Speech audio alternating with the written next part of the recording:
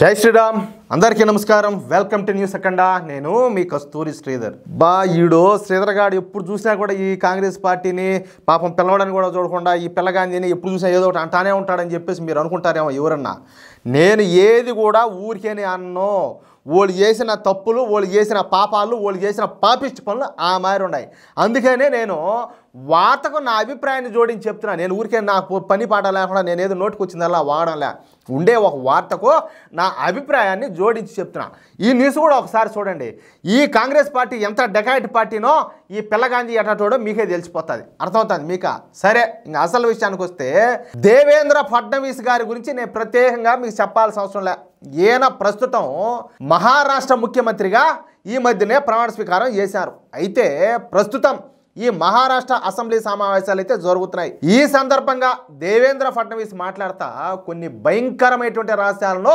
బయటపెట్టారు Congress party నిజ స్వరూపాన్ని మొత్తంగా ఈ దేవేంద్ర ఫడ్నవీస్ వెలుగులోకి తీసుకొచ్చారు ఈ సందర్భంగా దేవేంద్ర ఫడ్నవీస్ మాట్లాడుతా నవంబర్ 20వ తారీఖున మహారాష్ట్ర అసెంబ్లీ ఎన్నికలు జరిగినాయి అయితే మన మహారాష్ట్ర ఎన్నికలు జరగడానికి 10 రోజుల ముందే కాంగ్రెస్ పార్టీ మహారాష్ట్రలో చేయించుకున్నటువంటి సర్వేల ద్వారా మహారాష్ట్ర ఎన్నికల్లో కాంగ్రెస్ పార్టీ ఘోర పరాజయం పాలవుతుందని చెప్పేసి కాంగ్రెస్ పార్టీకి అయితే తెలిసిపోయిందంట అంటే అప్పటికి వాళ్ళు క్లారిటీకి వచ్చేసారు ఇకపోతే మహారాష్ట్ర ఎన్నికలు జరగడానికి 5 రోజుల ముందు నేపాల్ రాజధాని అయినటువంటి కాఠ్మాండులో ఒక రహస్య సమావేశం జరిగింది ఆ సమావేశంలో 180 ఆర్గనైజేషన్లు అర్బన్ నక్సలైట్లు పాల్గొన్నారు అర్థమవుతుందా ఎవరు అర్బన్ నక్సలైట్లు అంటే మేధావులు ముసుగులేసుకొని వచ్చి టీవీ డిబేట్లో కూర్చొని ఏదంటే అది వాగుతూ ఉంటారు చూసావా చైనా గొప్పది అమెరికా గొప్పది అబ్బా భారతదేశం వెనకబడిపోతుంది భారతదేశం పతనం అయిపోతుంది భారతదేశం ఇంతేనని చెప్పి మాట్లాడుతూ ఉంటారు చూడు పక్కన వాళ్ళకి కీర్తిస్తా అంటే కన్న తల్లిదండ్రులు కాకుండా పక్కింటి వాళ్ళు పొగుడుతూ ఉంటారు ఇట్లాంటి వాళ్ళు వాళ్ళనే అర్బన్ నక్సలైట్లు అంటారు మీకు అర్థమయ్యే భాషలో చెప్పాలంటే వీళ్ళ టార్గెట్ వచ్చేసి మహారాష్ట్రలో ఏర్పడేటటువంటి బీజేపీ కూటమి ప్రభుత్వాన్ని ఎట్లయినా కూడా దెబ్బతీయాలని చెప్పి ఆలోచించడమే అంటే ఫలితాలు ఎలా వస్తాయో వీరు చేయించుకున్నటువంటి సర్వేల ద్వారా ముందుగా అయితే తెలిసిపోయింది అందుకే నవంబర్ 15వ తారీఖున మన దేశంలో కాకుండా నేపాల్ రాజధాని అయినటువంటి కాఠ్మాండులో వీళ్ళందరూ కూడా సమావేశమైనారు ఇక ఈ సమావేశంలో పాల్గొన్నటువంటి 180 ఆర్గనైజేషన్లు అన్నీ కూడా ఈ నక్సలైట్లకు మద్దతునిచ్చేటియే ఇక 48 ఆర్గనైజేషన్లకైతే నేరుగా నక్సలైట్లతో సంబంధాలు ఉన్నాయి ఇక ఈ 48 ఆర్గనైజేషన్లు కూడా ఫ్రంటల్ ఆర్గనైజేషన్లు అంటారు అంటే నక్సలైట్లకు సపోర్ట్ చేస్తూ వాళ్లకు లాజిస్టిక్స్ సపోర్ట్ చేస్తూ నిధులను అందిస్తూ ఆయుధాలను అందించే సంస్థలు అన్నమాట అర్థమవుతుందా ఈ మాట నేను చెప్పడంలే 2014 ఫిబ్రవరిలో అప్పటి మన్మోహన్ సింగ్ ప్రభుత్వమే అంటే ఎవరు సోనియా గాంధీ వెనక కూర్చొని ఈయన మౌన ప్రధాని అయినటువంటి మన్మోహన్ సింగ్ను ముందుకు కూర్చోబెట్టి ఆడిస్తామని చూడు ఆ మన్మోహన్ సింగ్ ప్రభుత్వమే ఈ ఆర్గనైజేషన్లకు ఫ్రంటల్ ఆర్గనైజేషన్లుగా పేరు పెట్టారు ఏదే వీళ్ళ గుర్తించి కానీ ఈ ఆర్గనైజేషన్లను రాహుల్ గాంధీ చేసేటువంటి భారత్ జోడో యాత్రలో నేరుగా పార్టిసిపేట్ చేశాయి అంటే ఆ లెక్క ప్రకారం ఈ 55 ఏళ్ల యువనేత అదే స్వామి ఈ ఫిరోజ్ జహంగీర్ గాంధీ మనవడు ఈ పిల్లగాంధీ ఈయన కూడా అర్బన్ నక్సలైట్లు అన్నట్టే కదా వాళ్ళకు అవలేక కదా ఈయన కూడా వచ్చేది ఈయన కూడా అర్బన్ నక్సలైట్ అప్పటికి అంతే కదా వీళ్ళందరికీ సత్సంబంధాలు ఉన్నాయంటే ఇంక దానికి ఏంది అర్థం అదే కదా అర్థము సరేలే ఈ ఆర్గనైజేషన్లు ఈ భారత్ జోడో యాత్రలో వరద పారించాయి ఏది డబ్బులు వరద పారిందనమాట ఈ విధంగా భారతదేశానికి వ్యతిరేకంగా పనిచేస్తున్నటువంటి ఈ శక్తులన్నీ కూడా ఈ భారత్ జోడో యాత్రలో బలంగా పనిచేశాయి ఇప్పుడు అవే ఆర్గనైజేషన్లు కాఠ్మాండులో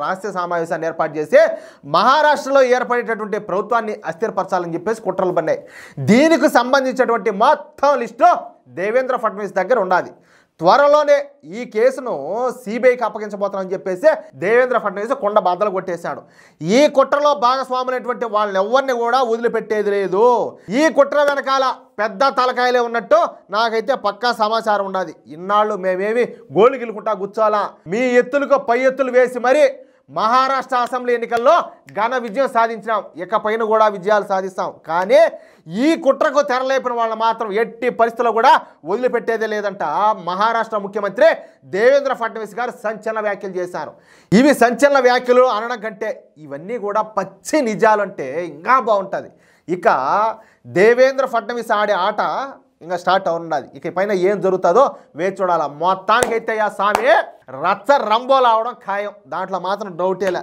లేకపోతే తమాషా కాదురా స్వామి, ఏం చేద్దామరా నాయన ఈ దేశాన్ని, ఏం చేద్దామని. వీళ్ళంట వీళ్ళ తాతగారంట స్వాతంత్ర కోసం పోరాడారంట. చిన్న పోరాటాలు కాదు ఏం చేసింది. ఒకసారి ఆ గూగుల్లో పోయి ఈ నెహ్రూ గారు, ఎవరు ఈ చీచి నెహ్రూ గారు స్వాతంత్రం కోసం ఎట్లాంటి ఉద్యమాలు చేశాడో ఒకసారి చూడండి. ఈ బ్రిటిష్ వాళ్ళతో అందరితో ఉండేటివన్నీ కూడా బాగా వచ్చాయి, డించుకుటి అన్నీ కూడా ఒకసారి చూడండి కావాలంటే మీరు. ఇట్లా టోళ్ళ తీసుకొచ్చి భారతదేశం నెత్తిన రుద్ది ఇప్పుడు మొగలాయలు దొబ్బినారు, వాళ్ళు పోయినారు. మళ్ళీ బ్రిటిషర్లు వచ్చారు, వాళ్ళు బాగా అరగేసినారు.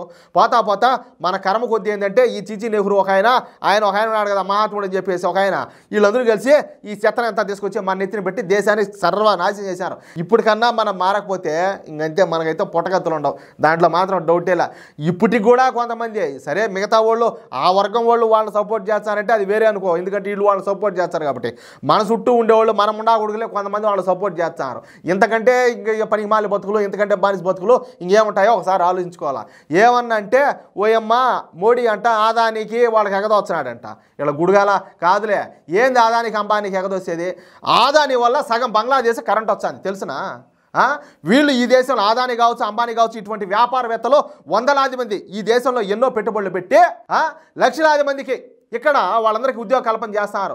అసలు వాళ్ళు సంపాదించిన డబ్బుల ట్యాక్స్ ఎవరికి కడతారా? అమెరికాకి కడతారా, లేకపోతే జపాన్కి కడతారా, ఇటలీకి కడతారా? కడతాంది భారతదేశానికే కదా, ఆ వచ్చిన పన్ను అంత ట్యాక్స్ అంతా కదా.